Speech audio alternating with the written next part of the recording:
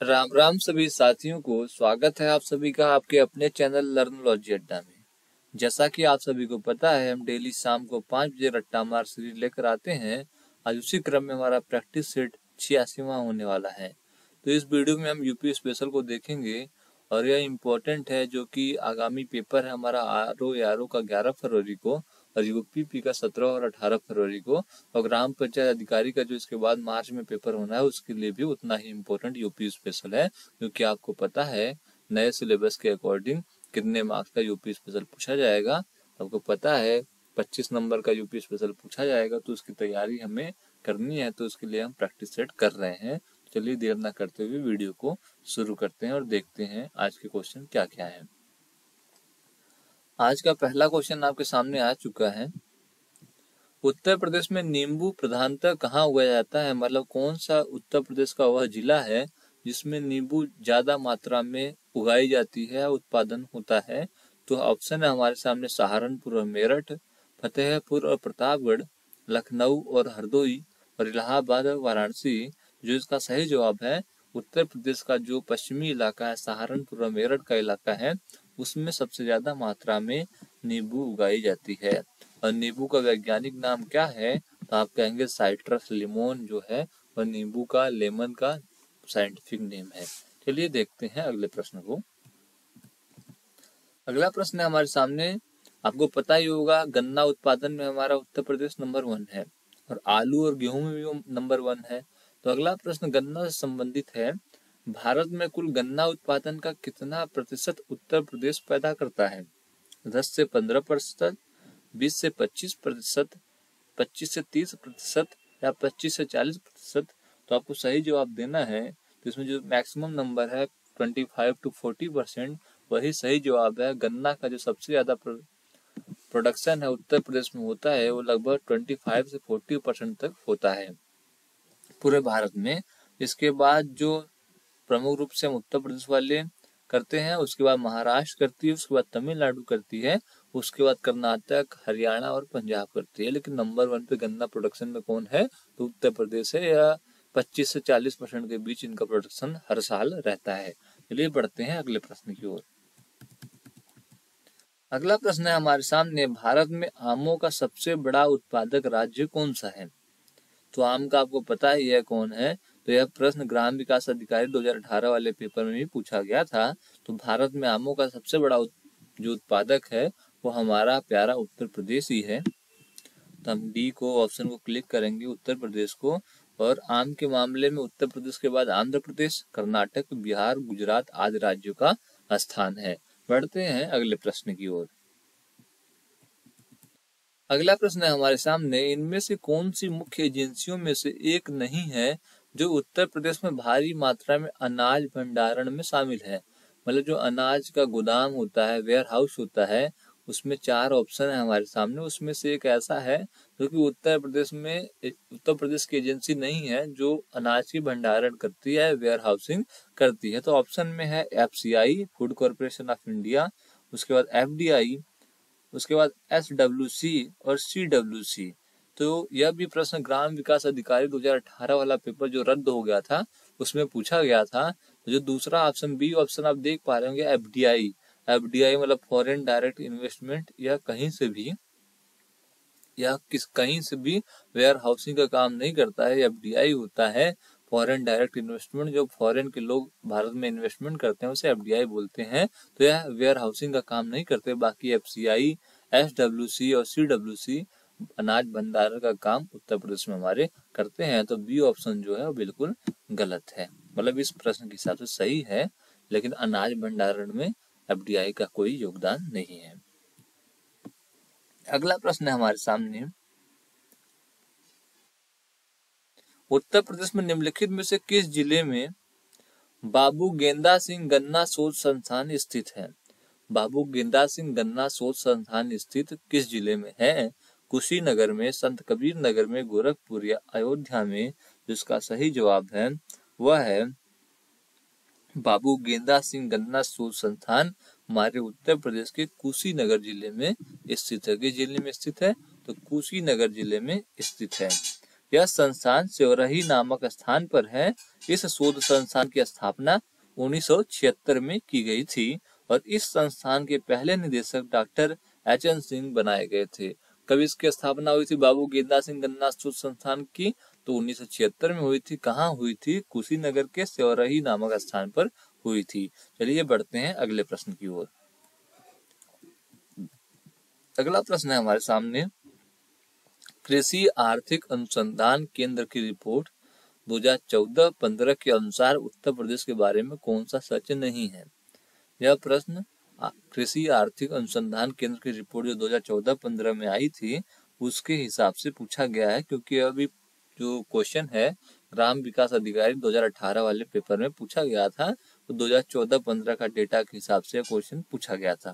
तो इस तरीके से हमें जो भी पुराने हमारे डेटा होंगे कृषि आर्थिक अनुसंधान केंद्र के, उनको हमें आगामी परीक्षा ग्राम विकास अधिकारी के लिए पढ़ना होगा। तो उसमें क्या सच नहीं था, ऐसे 4 ऑप्शन दिए गए थे।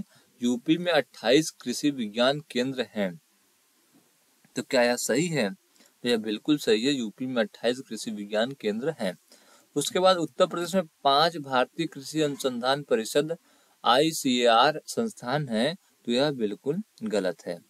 उसके बाद यूपी में 4 राज्य कृषि विश्वविद्यालय हैं, यह भी बिल्कुल सही है। यूपी में 4 राष्ट्रीय शोध केंद्र हैं, यह भी बिल्कुल सही है। तो जो हमारा दूसरा ऑप्शन था उत्तर प्रदेश में 5 भारतीय कृषि अनुसंधान परिषद है, यह गलत था, यह सच नहीं था उत्तर प्रदेश के बारे में। तो वर्तमान समय की बात करें 2014-15 का डेटा था, तो यूपी में जो हमारे विज्ञान केंद्र हैं अब वो 89 विज्ञान केंद्र हो चुका है। हमारे यूपी में कितने हो गए हैं? यूपी में हमारे 89 विज्ञान केंद्र खोले जा चुके हैं। चलिए बढ़ते हैं अगले प्रश्न की ओर। अगला प्रश्न है हमारे सामने, उत्तर प्रदेश का बीज प्रमाणीकरण ब्यूरो कहाँ स्थित है? 4 जिले दिए गए हुए हैं, आलमबाग, इलाहाबाद, सुल्तानपुर और गौरीगंज। यह जो प्रश्न है UDA LDA एग्जाम मतलब लोअर डिवीजन क्लर्क असिस्टेंट और अपर डिवीजन असिस्टेंट के 2015 के पेपर में पूछा गया था कि उत्तर प्रदेश में बीज प्रमाणीकरण ब्यूरो कहाँ स्थित है। ऑप्शन था आलमबाग, इलाहाबाद, सुल्तानपुर और गौरीगंज। तो इसका जो सही जवाब था वह था आलमबाग, जो कि लखनऊ में स्थित है। इसकी स्थापना 2016 में हुई थी। माफ करिएगा, इसकी स्थापना 2002 में हुई थी और यह प्रश्न 2015 में पूछा गया था UDA LDA के एग्जाम में। चलिए बढ़ते हैं अगले प्रश्न की ओर। अगला प्रश्न है हमारे सामने, उत्तर प्रदेश में कृषक समृद्धि आयोग की स्थापना निम्नलिखित में से किस वर्ष में हुई थी? 2016, 2017, 2018, 2019 नहीं है, इनमें से कोई नहीं ऑप्शन है। तो उत्तर प्रदेश जो कृषक समृद्धि आयोग, कृषक से समझते होंगे किसान, और उनकी समृद्धि के लिए एक आयोग बनाई गई थी, तो वह कब बनाई गई थी? ऑप्शन थे हमारे सामने 2016, 17, 18 और इनमें से कोई नहीं। यह प्रश्न लेटेस्ट यूपी PSC RO के एग्जाम में मेंस में 2021 में पूछा गया था। तो जो यह कृषक समृद्धि आयोग है इसकी स्थापना कब की गई थी? तो आप कहेंगे इसकी स्थापना 2017 में की गई थी। कब की गई थी? 2017 में की गई थी। किसके द्वारा की गई थी? तो माननीय मुख्यमंत्री योगी आदित्यनाथ द्वारा की गई थी नवंबर 2017 में। ठीक है। कृषक समृद्धि आयोग का उद्देश्य है कि वर्ष 2022 तक किसानों की आय दोगुनी हो जाए, मतलब जो भी किसानों की आय है उनकी समृद्धि बढ़ाई जाए। तो उनकी आय अगर दोगुनी होती है तो वह समृद्ध भी होंगे और उनकी समृद्धि आएगी तो खुशहाल भी होंगे और किसानों की भी एक हक की बात होगी, ऐसी सरकार की मानना है। चलिए बढ़ते हैं अगले प्रश्न की ओर। अगला प्रश्न हमारे सामने, उत्तर प्रदेश का परीक्षा बांध किस नदी पर अवस्थित है? बेतवा, केन, रिहंद या रोहिणी नदी पे? यह प्रश्न बहुत पहले यूपी PCS मेंस एग्जाम में 2008 में पूछा गया था। जो परीक्षा बांध है वह उत्तर प्रदेश के झांसी जिले में परीक्षा नामक स्थान पर बेतवा नदी पर बनाया गया है। कहाँ बनाया गया है? झांसी जिला है, स्थान का नाम परीक्षा है और नदी कौन सी है? तो बेतवा नदी पर बनाई गई है। बढ़ते हैं अगले प्रश्न की ओर। अगला प्रश्न है हमारे सामने, उत्तर प्रदेश में आलू निर्यात जोन स्थित है, किस जिले में स्थित है? आगरा में, प्रयागराज में, फतेहपुर में या कानपुर में? ऑप्शन है हमारे सामने 4, आगरा, प्रयागराज, फतेहपुर और कानपुर। आलू निर्यात जोन की बात हो रही है तो उत्तर प्रदेश में जो हमारा आलू के निर्यात के लिए निर्यात जोन की स्थापना की गई है वह आगरा जोन की स्थापना की गई है। कहाँ की गई है स्थापना?